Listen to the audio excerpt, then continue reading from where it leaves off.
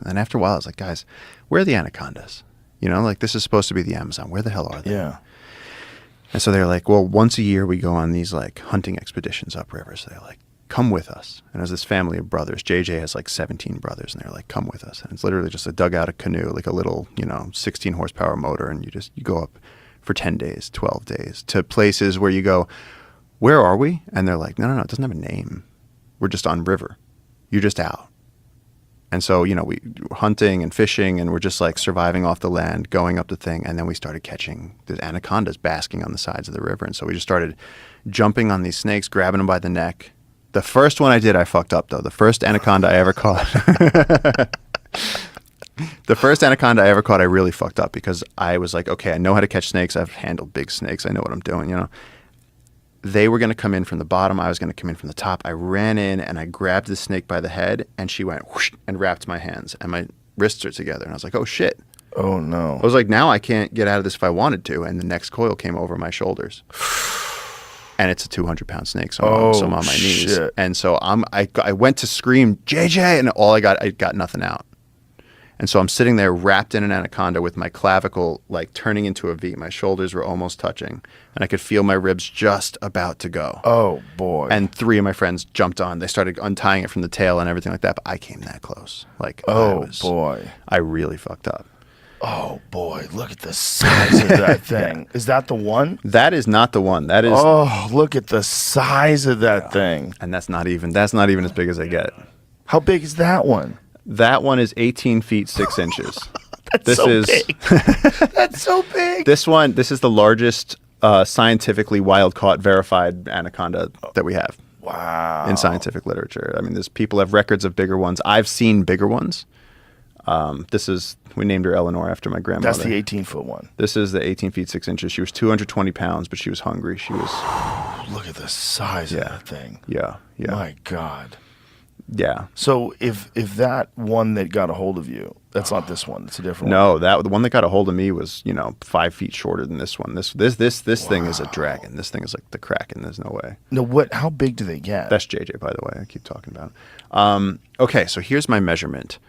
And actually, somebody recently sent me a video of you and Forrest Galante. Yeah. Talking about this, about how big can an anaconda get. Me and JJ were out on this place called the Floating Forest one night, and I was thinking about getting on the cover of National Geographic. I was thinking about getting attention at that time. Right. And but we had gone deeper down the Amazon rabbit hole than anyone had ever gone. We found this place, the Floating Forest, where you're walking on rafts of floating grass, and you're walking past treetops. So there's a forest underneath the lake, but you're walking on the surface of it. And the anacondas love it. Wow. Because they can sit on these grassy islands, and if anything comes, the whole thing is like a giant tympanic membrane. As soon as something takes a step, they're like, threat, and they go down. And just like any big fish, just like any ancient giant crocodile, those shrewd old motherfuckers that have been there for a century, that's where they live.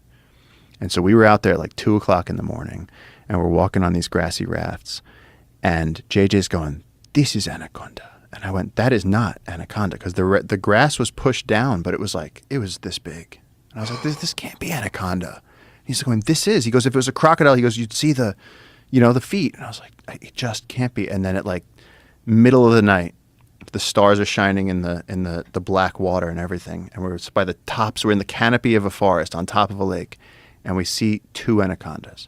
One of them is so big that I would say it was probably 24, 25 feet. Gigantic. That was an 18-footer. Then there was another a 16-footer on it. And my first response was, we have to catch this snake. And so I jumped on it. I just didn't think about it. I just jumped on the snake. Oh, my God. And so the snake, and, I always say Pixar, it didn't happen. But this was the middle of the night. I jumped on the snake. And as I'm holding it, the one measurement I have is that I was holding onto the snake and my fingers couldn't touch. That's how big this thing was. And so it dragged me to the edge of the grass. What? That big. Oh my God. Big. Oh my God. Your fingers couldn't touch. Yeah. So my God. Oh my God. Yeah. Dude, that's so big. It's so fucking big. And people said, "Oh, did it eat something?" And it's like, no, that was how big the snake was. And I know, because when she got to the edge of the grass, I dipped in head first. And this snake could have turned around and just eaten me. She didn't. Her head was like bigger than a Rottweiler. It's bigger than Marshall's. Oh my God. But she dove into the water. Her idea is just escape, stay alive. So she goes down, and my face poked into the water, and I was like, fuck that. You look straight down into hell down there. And I was sitting there holding onto the grass with this giant anaconda rushing by me, 25 feet of anaconda slithering past me. And I put my hand on her. And as she went by, my hand eventually went, and then her tail slipped by me. And I was just alone in the dark in the Amazon. And I'd just seen this dragon. And then I turned around and went, what the fuck happened to JJ? And JJ's just standing there, and he turned completely white. And he was his circuits were blown. He was like, and I was like, you could have helped. I was like, you could have helped, man. So